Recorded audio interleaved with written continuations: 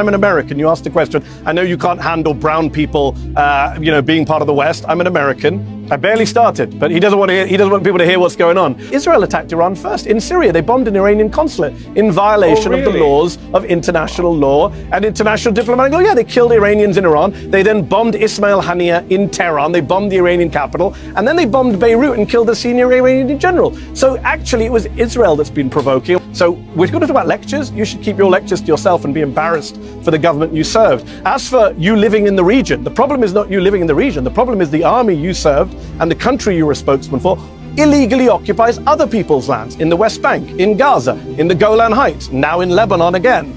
You are the country that is illegally occupying other people's lands. It's not about you living in your homes, it's about you taking other people's homes. It's about Israel now aiming to annex Gaza, according to Haaretz this week, that Netanyahu no longer has any interest in saving the hostages, as he never did, and is eyeing annexation of Gaza, to quote the Israeli newspaper Haaretz. I'm not sure how Jonathan still comes on these shows and defends that kind of barbarism and open war crimes. I'm not sure how Jonathan sleeps at night watching people burn to death thanks to the military that he served and is now being investigated both at the International Court of Justice and the International Criminal Court. That is what you stand for. You serve the IDF, the Israeli military, which, as I say, is being investigated at the ICG, ICJ, and the ICC. You serve a military that has been credibly accused by the United Nations just last week, by Israeli media, which showed videos of mass rape of Palestinian detainees. The New York Times this week reported that your military sent children, Palestinian children, as human shields into booby-trapped tunnels and buildings.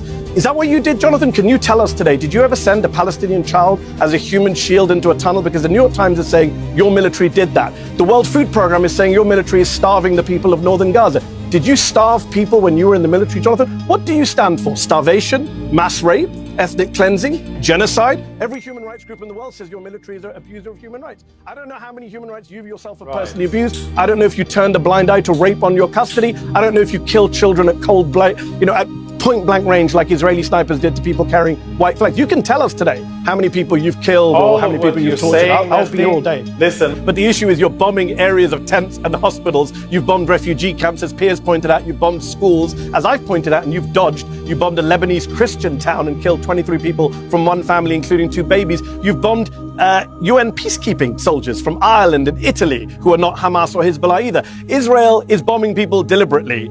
We don't need your word for that. We've seen hundreds of TikToks, including my company, Zateo, that you happily mentioned earlier, put out an entire documentary interviewing Israeli soldiers and showing the TikToks of them bragging about their violence inside of Gaza and now Lebanon. You talk about low-hanging fruit. Let's just be clear here on the facts, since people are not going to get the facts, because as you've read my book, you know there's a tactic called gish galloping, which is what you just did, which is to talk over all the facts without engaging with them. Here are the facts that people can go look up for themselves. Human Rights Watch, Amnesty International, the UN Human Rights Office, UNICEF, UNHCR, Save the Children, World Food Programme, WHO, Doctors Without Borders, I can keep going, Refugees International, International Rescue, they all, Care International, Christian Aid, Physicians for Human Rights, they all say the Israeli military is to blame for the casualties, for the killing of innocent people, for not giving warnings, for bombing civilian targets, and for starving the people of northern Gaza. Right now, Save the Children say that northern Gaza looks like the depths of hell. The World Food Programme says no food has been allowed in by your government and your military since the start of October.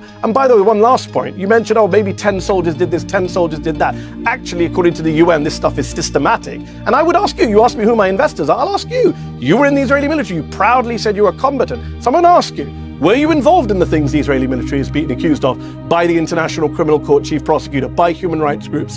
Intentional killing of civilians, starving of civilians, the use of rape and sexual violence against detainees, using Palestinian children as human shields, as the New York Times reported this week. Did you do any of that when you were in your service, Jonathan Conricus? You should be ashamed of yourself.